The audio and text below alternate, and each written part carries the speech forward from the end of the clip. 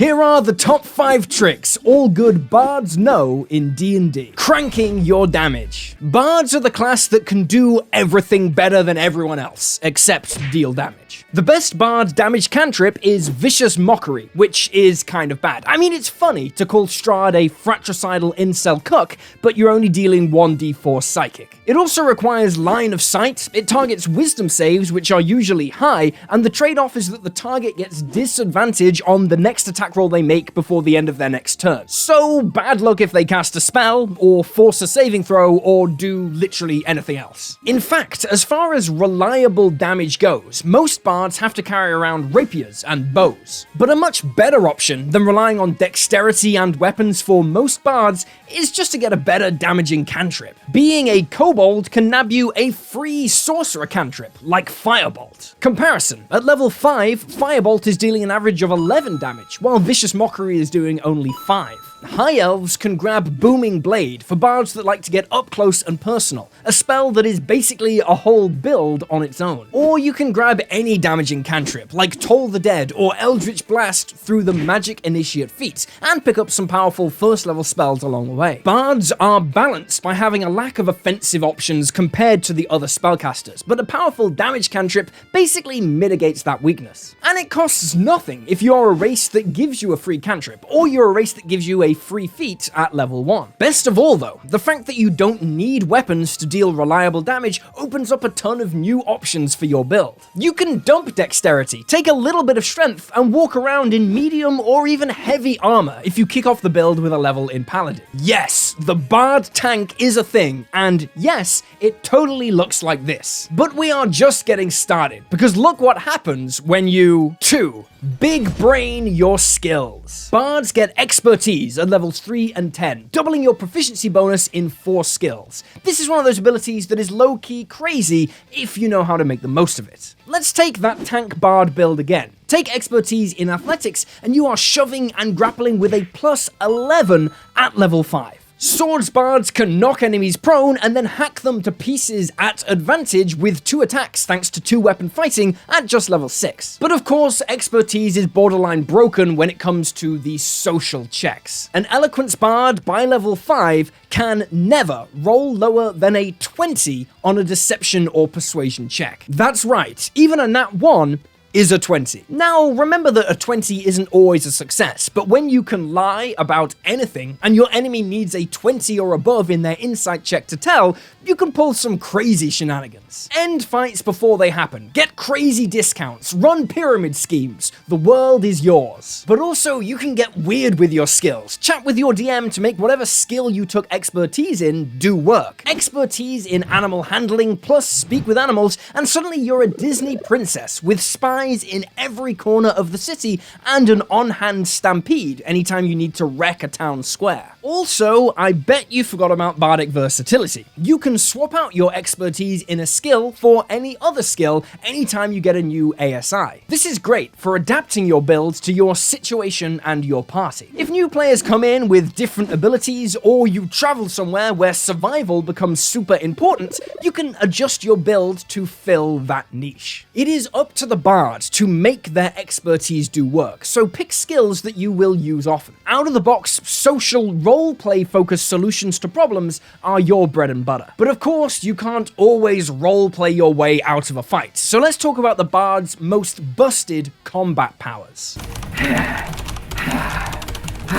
What are you doing? I'm changing the world! What? It's an RPG-inspired book, where characters have their stats shown on the page. Okay. You can see the protagonist's stats change across the narrative, track them as they grow. So like in Dragon Ball Z, where they tell you their power level. Yes, but it's baked into the narrative. It's a whole new way to consume media. Yeah, it's been done. What? It's called Lit RPG. It's amazing, it's incredibly popular, and it's been done. Oh. But hey, it means you get to read the books, right? I can't read. But you were writing a book. This is Sonic fan art. Dive into the amazing lit RPG genre today, with awesome titles like Cozy Isekai Craftsman out now on Kindle and audiobook for if you can't read. It's like RPGs, podcasts, and books smushed into one. Check it out for only $5 or listen free with an Audible trial using the link below. 3. Action economy beats damage economy. So what I said earlier about cantrips is true. Yes, damage is good, but you are better. Let go of those murder fantasies involving fireballs and meteor swarms. You don't need them to be terrifying. You don't need fireball, you have hypnotic pattern, which straight up ends encounters on the spot. It hits all creatures in a 30-foot cube, and if they fail a wisdom save, they are incapacitated and they can't move.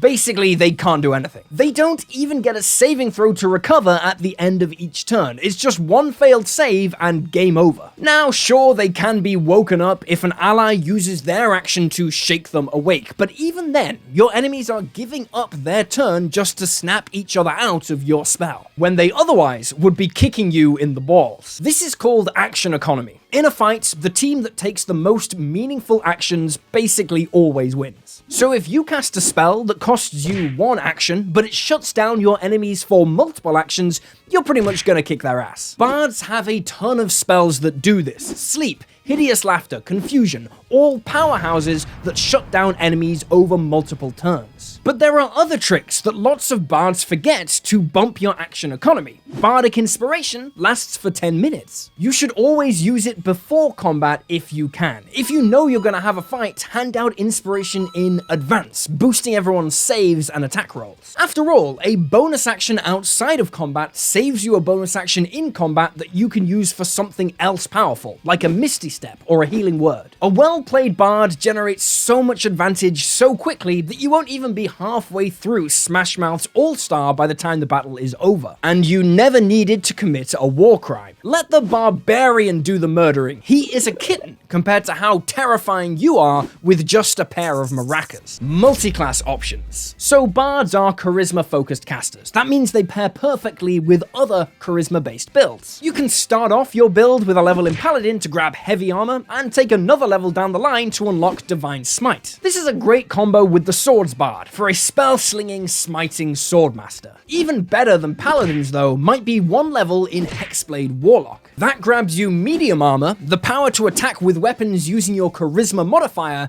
and Eldritch Blast. This pretty much lets you get by without needing any other ability scores other than charisma, the epitome of charming your way to the top even if you suck at everything else. Plus, not caring about your other stats leaves more room for feats. Then of course, bards with a dip into sorcerer are always going to be strong. I like the new Lunar Sorcerer because it gets you an upgraded Sacred Flame damage cantrip and a few extra spells. All of those are great, but they're also kind of basic. You want the weird underground tech, right? Okay, here's the crazy option. Try supercharging your bard build with one level in Peace Cleric. Bam! You've picked up medium armor and shields right out of the gate, a huge boost to your AC. And because you're a cleric, the holy symbol on your shield counts as your spellcasting focus. You also get guidance, arguably the best cantrip in the game, and one that it is frankly ridiculous that bards don't have already. You also get an extra skill proficiency, more fuel for the master of everything bard, but most importantly, you get emboldening bond. This feature lets you boost a number of creatures up to your proficiency bonus within 30 feet of you with a pseudo bless effect. They can add a d4 to one attack roll, ability check, or saving throw every single turn.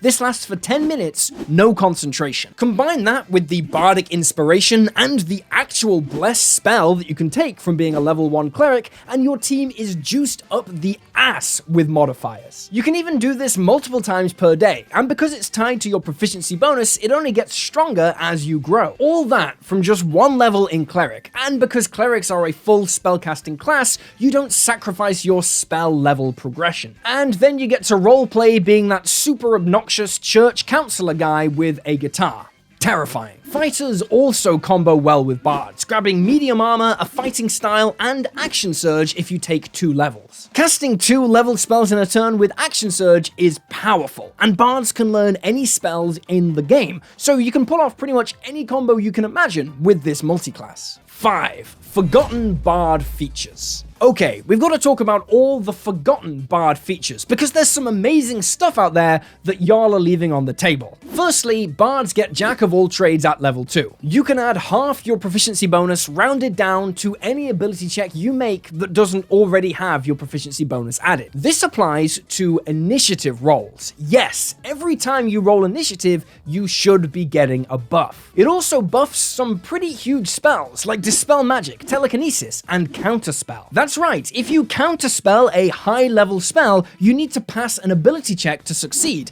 and Jack of all trades buffs that check. Don't forget about it, it is the difference between being alive and being toasted by Disintegrate. Another forgotten feature is the extended Bard spell list. All Bards are going to want to grab this. It's a feature from Tasha's Cauldron of Everything, and it gives you a bunch of extra spells that really should have been there all along. There's some incredible buff spells like Aid, Hero's Feast, Mass Healing Word, and Telepathic Bond, and some devastating combat options like Command, Slow, Phantasmal Killer, and Mirror Image. None of these break the flavor of the Bard, they're just great options that open up more ways to play. Then we've got Counter Charm.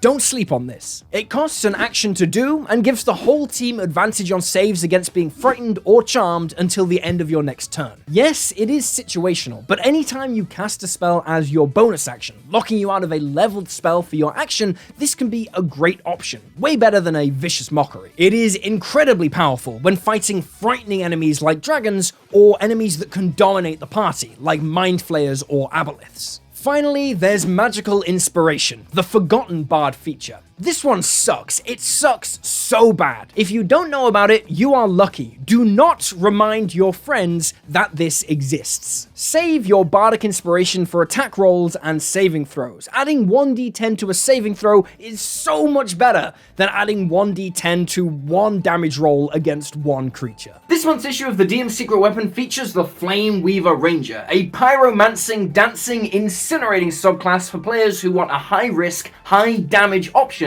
for their half-caster. There's a bunch of other stuff in there too, and you get the last 3 magazines for free if you join the Patreon today, or you can pick up any individual issue you want from the website dndshorts.com. Remember to like and subscribe, check out other videos on the channel, and yeah, see you next time.